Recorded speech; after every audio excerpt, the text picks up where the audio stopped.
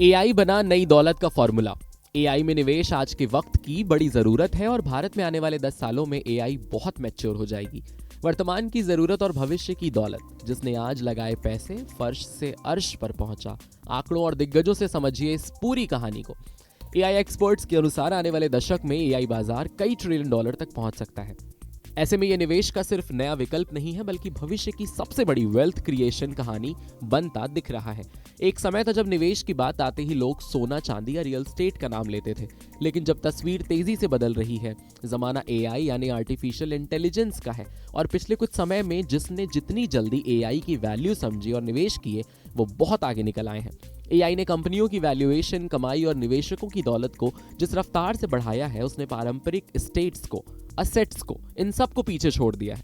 भारत से लेकर अमेरिका और यूरोप तक जिन कंपनियों और निवेशकों के समय रहते एआई पर दाव लगाया, वे कुछ ही सालों में फर्श से अर्श तक पहुंच गए हैं।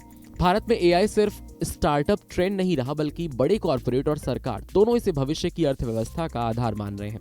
बड़े बड़े आईटी और टेक प्लेयर्स की वैल्यूएशन में जबरदस्त उछाल देखा गया है। ग्लोबल रिसर्च के मुताबिक 2025 में करीब 390 बिलियन डॉलर का एआई बाजार 2033 तक 3.4 ट्रिलियन डॉलर से ज्यादा हो सकता है। यानी आने वाले दशक में एआई सिर्फ टेक्नोलॉजी नहीं, बल्कि सबसे बड़ा आर्थिक इंजन बनने जा रहा है।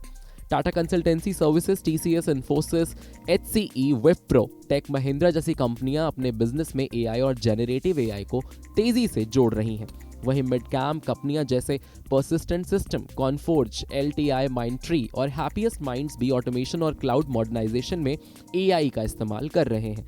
एआई आधारित काम की वजह से इन कंपनियों को निवेशकों से प्रीमियम वैल्यूएशन मिल रहा है। उदाहरण के तौर पर इन्फोसिस के एक एआई सहयोग की घोषणा के बाद शेयरों में करीब 4% की तेजी देखी गई है। ये दिखाता है कि बाजार एआई फोकस्ड कंपनियों को ज्यादा महत्व दे रहा है। बजाज फाइनेंस ने एआई एनालिटिक्स से करीब 1600 करोड़ रुपए की कमाई की है और करोड़ों कस्टमर कॉल्स का एआई के जरिए एनालिसिस शुरू किया। अगले 2 सालों में एआई और डेटा इंफ्रास्ट्रक्चर में 200 बिलियन डॉलर से ज्यादा निवेश आने की उम्मीद है। उन्होंने स्टैनफोर्ड यूनिवर्सिटी के ग्लोबल एआई इंडेक्स का हवाला देते हुए बताया कि एआई क्षमताओं में भारत दुनिया में तीसरे स्थान पर है। इससे यह साफ है कि एआई सिर्फ भविष्य की उम्मीद नहीं है, बल्कि आज की रेवेन्यू मशीन बन चुका है।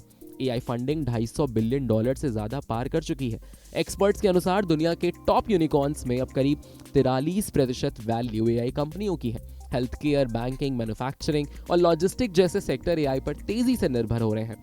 एआई की जनरल पर्पस टेक्नोलॉजी है जो पूरी अर्थव्यवस्था को बदल सकती है। एआई पूरे देश को एक नया आकार दे सकती है। एआई पर बहस अब टेक्नोलॉजी के स्तर से बढ़कर इससे जुड़ी रणनीतियों की ओर बढ़ गई है। एआई पूरे देश को एक नया आकार दे सकता है।